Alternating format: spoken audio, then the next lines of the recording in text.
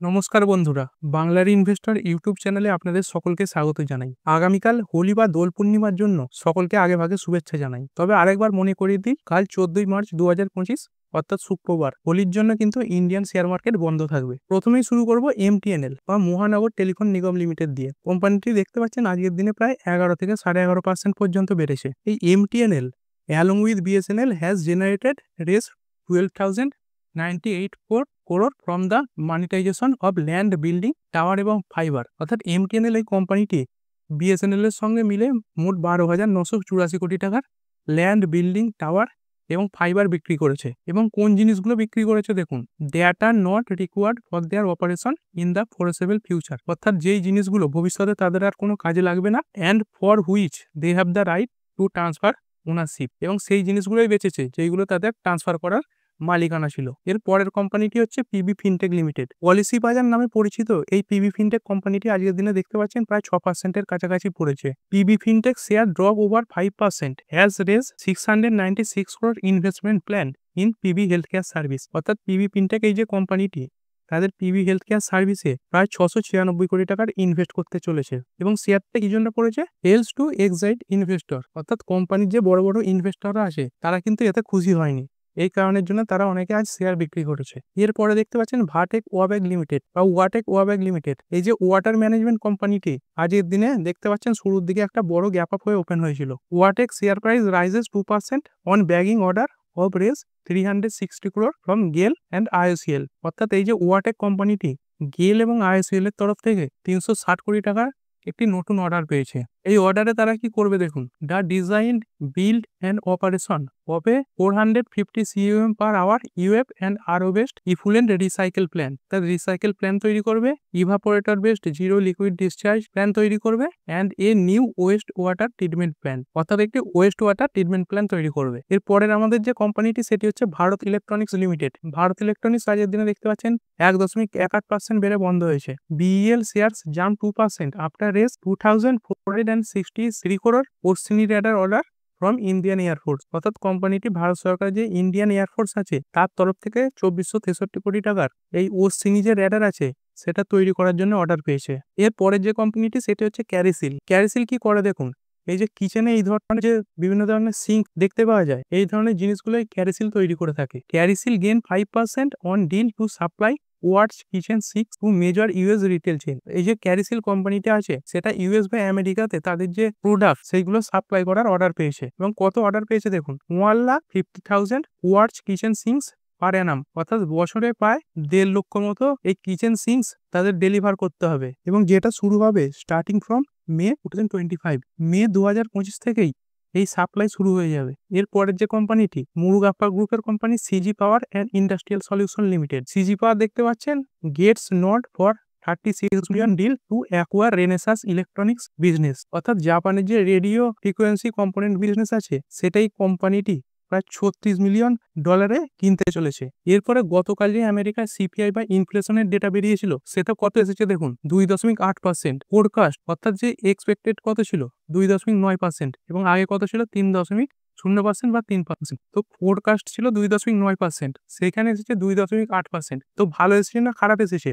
অবশ্যই ভালো এসেছে বন্ধুরা, কারণ ইনফ্লেশন বা মুদ্রাস্ফীতি যত কমবে ততই ভালো। এর আগে দেখতে পাচ্ছেন অক্টোবর থেকে যদি দেখেন, অক্টোবরে 2.3% এক্সপেকটেশন ছিল, সেইখানে এসেছিল 2.4%। তারপরে দেখুন তিনবার মোটামুটি যেটা এক্সপেকটেশন ছিল সেইটা এসেছিল। এর আগের যে ফেব্রুয়ারিতে দেখুন 2.9% এক্সপেকটেশন ছিল, সেইখানে এসেছিল 3, এবং এবারে 2.9% এক্সপেকটেশন ছিল, সেইখানে কমেছে 2.8%। তো এর ফলে কি হবে, মার্চের 18-19 তারিখে আমেরিকায় যে এফওএমসির মিটিং আছে সেইখানে কিন্তু একটা রেট কাটের সম্ভাবনা দেখা যেতে পারে। এবং এই ডেটার কারণে দেখতে পাচ্ছেন আমেরিকান যে আইটি ইন্ডেক্স নাসডাক সেটা গতকাল প্রায় 1% পর্যন্ত বেড়েছে। এরপরে গতকাল আমাদের ইন্ডিয়ার যে সিপিআই বা ইনফ্লেশনের ডেটা সেটাও কিন্তু এসেছিল। দেখতে পাচ্ছেন আগে কত ছিল 4.26%, আর এবারে কত এক্সপেকটেশন ছিল যে 4% আসবে, আর অ্যাকচুয়াল কত এসেছে, অ্যাকচুয়াল এসেছে 3.61%। অর্থাৎ আমেরিকার মতো ইন্ডিয়াতেও যে ইনফ্লেশনের ডেটা সেটা ভালো এসেছে। ইন্ডিয়ায় দেখুন যে নভেম্বরের পর থেকে যে ডেটাগুলো এসেছে সেগুলো প্রতিবারই ভালো এসেছে। এই যে ডিসেম্বরে দেখুন 5.53% এক্সপেকটেশন ছিল, সেখানে এসেছিল 5.41%। তারপরে জানুয়ারিতে 5.30% এক্সপেকটেশন ছিল, এসেছে 5.22%। এবং ফেব্রুয়ারিতে 4.60% এক্সপেকটেশন ছিল, যেটা এসেছে 4.31%। আর এবারে 4% এক্সপেকটেশন ছিল, সেটা এসেছে প্রায় 3.61%। তো এর ফলে কি হবে দেখুন, RBI likely to cut rates in April MPC meet as inflation drops below 4%। UBS, দেখুন আমি বলছি না, এই যে ইউবিএস যে কোম্পানিটি আছে, এরা বলছে আরবিআই কিন্তু এপ্রিলের যে এমপিসির মিটিং আছে সেইখানে কিন্তু রেট কাট করতে পারে এই ইনফ্লেশন 4-এর নিচে কমে যাওয়ার কারণে। আমাদের যে ইন্ডিয়ার বর্তমানে রেপো রেট কত আছে দেখুন, 6.25%। এই যে লাস্ট ফেব্রুয়ারি মাসে যে ডেটা রিলিজ হয়েছিল, তো সুতরাং যদি রেট কাট হয় তাহলে কি হবে, তাহলে কিন্তু ইন্ডিয়ান মার্কেটের জন্য একটা পজিটিভ খবর হতে পারে। এই রেট কাট হলে কি হবে, রেট কাট হলে আপনি ধরুন আগে একটা ব্যাংক থেকে লোন নিতেন, সেখানে 100 টাকা লোনে আপনাকে সুদ দিতে হতো প্রায় 6 টাকা 25 পয়সা মতো। সেইখানে যদি এখনই সেই 100 টাকা লোনেই আপনাকে 6 টাকা সুদ দিতে হয়, আপনি কিন্তু এখন আরো বেশি লোন নেবেন। এবং সেই লোন নেওয়ার পর কি করবেন, হয় আপনি বিভিন্ন ধরনের যে জিনিসপত্র আছে, কনজিউমার গুডস বা ক্যাপিটাল গুডস আছে, সেইগুলো কিনবেন, বা বিভিন্ন ধরনের লাক্সারি কার বা বাড়ি বা প্রপার্টিতে আপনি ইনভেস্ট করবেন, বা সেই টাকা হয়তো সরাসরি আপনি শেয়ার মার্কেটেও ইনভেস্ট করতে পারেন। এই রেট কাট হলে শেয়ার মার্কেটে একটা আপ ট্রেন্ড দেখা যেতে পারে, তবে কিছু শর্তও কিন্তু আছে। আর এর আরো একটা সুবিধা হলো যে যদি রেট কাট হয়, আপনি ধরুন আগে একটা ফিক্সড ডিপোজিট করতেন, সেখানে আপনি 6 টাকা 25 পয়সা সুদ পেতেন, সেইখানে এখন যদি আপনি 6 টাকা সুদ পান, আপনি কিন্তু ফিক্সড ডিপোজিটটা আস্তে আস্তে বন্ধ করে দেবেন। কারণ শেয়ার মার্কেটে এমনি বছরে প্রায় 12 থেকে 15% অ্যাভারেজ রিটার্ন চলে আসে, তাই অনেকে ফিক্সড ডিপোজিট ভেঙে সেখান থেকে টাকা কিন্তু শেয়ার মার্কেটে লাগাবে। তো দুদিক থেকেই কিন্তু যারা শেয়ার মার্কেটে ইনভেস্ট করছে তাদের লাভ হতে পারে। এরপরে দেখে নিই বিএসসি সেন্সেক্স। বিএসসি সেন্সেক্স আজকে কিরকম পারফর্ম করলো দেখতে পাচ্ছেন, 0.27% পড়েছে বা 200 পয়েন্ট পড়ে 73,828.91 বন্ধ হয়েছে। নিফটিও প্রায় 0.33% পড়েছে বা 73 পয়েন্ট পড়ে 22,397.20 বন্ধ হয়েছে। আর নিফটির যে শেয়ারগুলো আজকে বেড়েছে, বিইএল বা ভারত ইলেকট্রনিক্স লিমিটেড দেখতে পাচ্ছেন প্রায় 1.18% বেড়েছে। এসবিআই স্টেট ব্যাংক প্রায় 0.68% বেড়েছে। সিবলা এই যে মেডিকেল কোম্পানিটি 0.40% বেড়েছে। আইসিআইসিআই ব্যাংক দেখতে পাচ্ছেন 0.38% বেড়েছে এবং পাওয়ার গ্রিড বেড়েছে 0.36%। আর যে কোম্পানিগুলো পড়েছে দেখুন, শ্রীরাম ফাইন্যান্স প্রায় 3.5%-এর কাছাকাছি পড়েছে 2.66%। হিরো মোটোকর্প পড়েছে 2.26%। টাটা মোটর পড়েছে 2.04%। এইচডিএফসি লাইফ যে কোম্পানিটি সেটি পড়েছে 1.80% এবং ইন্ডাসইন্ড ব্যাংক আজকের দিনেও প্রায় 1.76% পর্যন্ত পড়ে গেছে। এরপরে যদি ইন্ডাইসেস দেখি, নিফটি ফিফটি তো 0.33% পড়েছে।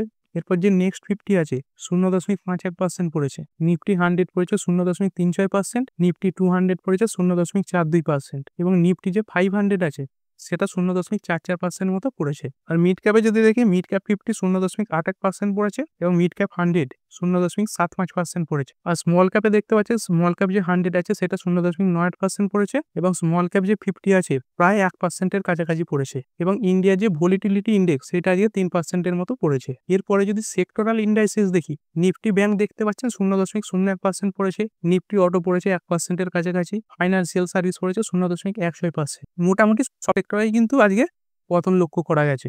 নেক্সট দেখতে পাচ্ছেন টাটা মোটর আজকের দিনে 2%-এর কাছাকাছি পড়ে গেছে। টাটা মোটর কেন পড়লো দেখুন, Jaguar Land Rover shelves plan to build EVs at Tata's India plant, source say.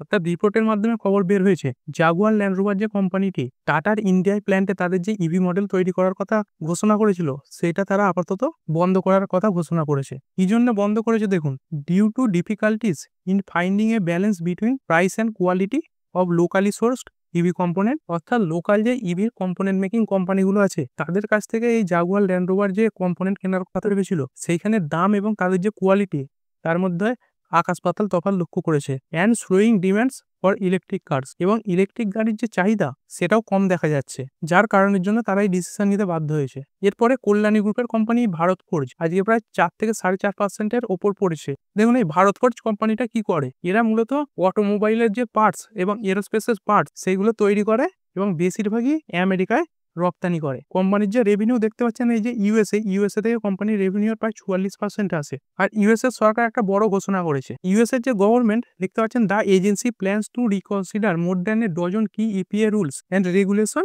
Including vehicle emission standard. অর্থাৎ গাড়ির যে কার্বন এমিশন হয় সেইগুলো নিয়ে প্রায় 1 ডজনের ওপর নতুন নিয়ম আনতে চলেছে। এর পরের যে কোম্পানিটি সেটি হচ্ছে Polycab India. Polycab India bags order worth রেজ 3,000 crore from BSNL under BharatNet. অর্থাৎ বিএসএনএল এর যে ভারতনেট তার আন্ডারে এই পলিকম কোম্পানিটি প্রায় 3,000 কোটি টাকার একটি নতুন অর্ডার পেয়েছে। এরপরে ট্রাই বা টেলিকম রেগুলেটরি অথরিটি অফ ইন্ডিয়ার তরফ থেকে খবর এসেছে, TRAI plans to limit satellite permit to 5 years. অর্থাৎ এলন মাস্ক ভারতে তাদের স্টারলিংক করার জন্য যে 20 বছরের জন্য পারমিশন চেয়েছিল, ওই যে স্যাটেলাইটের যে পারমিট লাগে, সেটাকে ট্রাই প্ল্যান করছে 5 বছরের জন্য তাদের আপাতত পারমিট দেবে। তো আপনি যদি শেয়ার বাজারে ইনভেস্ট করে থাকেন, এই ছোটখাটো খবরগুলো আপনার জানার দরকার। এরপরে গতকাল দেখতে পাচ্ছেন আমাদের যে দেশি ইনভেস্টর বা ডিআইআই, তারা প্রায় 1510 কোটি টাকার মতো শেয়ার কিনেছে, এবং এফআইআই ফরেন ইনস্টিটিউশনাল ইনভেস্টর, তারা কিন্তু তাদের বিক্রি এখনো থামায়নি। তারাও গতকাল প্রায় 1627 কোটি টাকার মতো মাল বিক্রি করেছে। আমাদের ইন্ডিয়ান রুপি দেখতে পাচ্ছেন ডলারের এগেনস্টে 87 কাছাকাছি চলছে, এবং গোল্ড বা সোনা যদি দেখেন, 10 গ্রাম সোনার দাম চলছে 89,215 টাকা। আর একটি বিটকয়েনের যদি দাম দেখেন, বিটকয়েন এখন চলছে 83,260 ডলারের কাছাকাছি। WTI ক্রুড এখন চলছে 67-র কাছাকাছি, এবং ব্রেন্ট ক্রুড সেটাও 70-এর কাছাকাছি ঘোরাঘুরি করছে। তো ঠিক আছে বন্ধুরা, আজকের ভিডিওটা এই পর্যন্তই। আর ভিডিওটি সম্পূর্ণভাবে ইনফরমেশন এবং এডুকেশনাল পারপাসের জন্য বানানো হয়েছে। আমি সেবি রেজিস্টার নই, তাই কোনো স্টকে কোনো প্রকার বাই, সেল, হোল্ড বা অ্যাভারেজ করার কোনো ডিসিশন নেওয়ার আগে আপনার যে ফাইন্যান্সিয়াল অ্যাডভাইজার আছে তার সঙ্গে অবশ্যই আলোচনা করবেন। আর ভিডিওটি ভালো লাগলে অবশ্যই লাইক করবেন, শেয়ার করবেন, এবং চ্যানেলটি সাবস্ক্রাইব করতে ভুলবেন না। দেখা হচ্ছে পরের ভিডিওতে। ধন্যবাদ।